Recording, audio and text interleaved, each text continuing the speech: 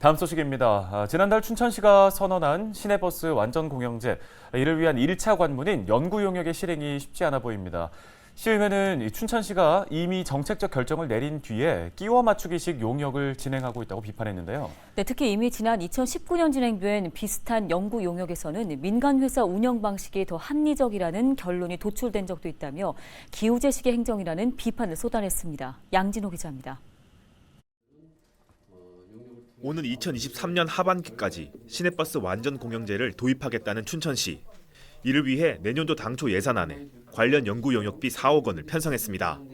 여기서 공영제 운영 방식과 운영 비용, 사업권 인수 방안들을 검토하겠다는 겁니다. 하지만 춘천시의 이러한 계획은 시작부터 난관에 봉착했습니다. 야당 의원들을 중심으로 이미 결과를 정해둔 용역에 예산을 투입할 수 없다는 비판이 쏟아진 건데 기존 협동조합 운영 방식의 실패 원인에 대한 분석이 먼저라는 지적도 나오고 있습니다. 지난 2019년 버스 운영 체계에 대한 연구 용역이 이미 진행됐다는 점도 부담입니다. 더욱이 해당 연구 용역에선 공영제가 아닌 민간회사 운영 방식이 더 합리적이라는 결론이 나왔습니다. 이를 근거로 야당 시의원들은 춘천시가 공영제 실시라는 결과를 정해두고 기우제식 행정을 하고 있다고 비판했습니다.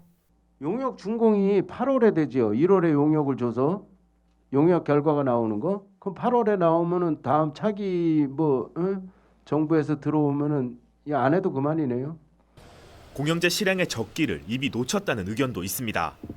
지난 2018년 시내버스를 운영했던 운수업체가 기업 회생 절차에 들어갔을 때 공영제를 실시했다면 노선권과 영업권 같은 무형 자산을 큰 예산을 들이지 않고 가져올 수 있었다는 겁니다. 실제 충남 당진시 역시 내년 공영제 실시를 앞두고 사업권 인수 비용을 가장 큰 걸림돌로 꼽았습니다. 공영제 도입 방안 추진 일정에 보면 버스 사업권 양도 양수 이런 행정 절차도 있습니다. 이런 부분에 대해서도 어마어마하게 돈이 들어갈 텐데 그런 것도 전혀 생각 고려 안 해도 될 시기가 2018년도 대동대학로에서 파산 직전이었어요. 완전 공영제를 꾸준히 요구했던 시민사회단체에서도 시행 시점을 두고 아쉬움의 목소리를 냈습니다. 지방선거를 코앞에 둔 시기에 공영제 선언이 나오면서 시내버스가 정쟁의 도구로 전락했다는 겁니다.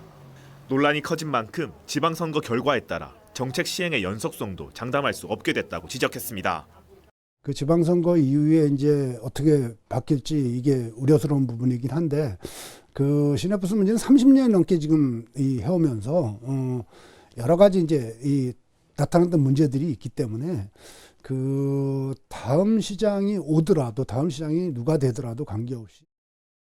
정책 시행의 정당성과 무관하게 춘천시의 내년 지방선거 최대 쟁점으로 떠오른 시내버스 공영제. 관련 연구 용역비 확보도 불투명해지면서 시행이 쉽지 않을 것으로 보입니다. 헬로티비 뉴스 양진호입니다.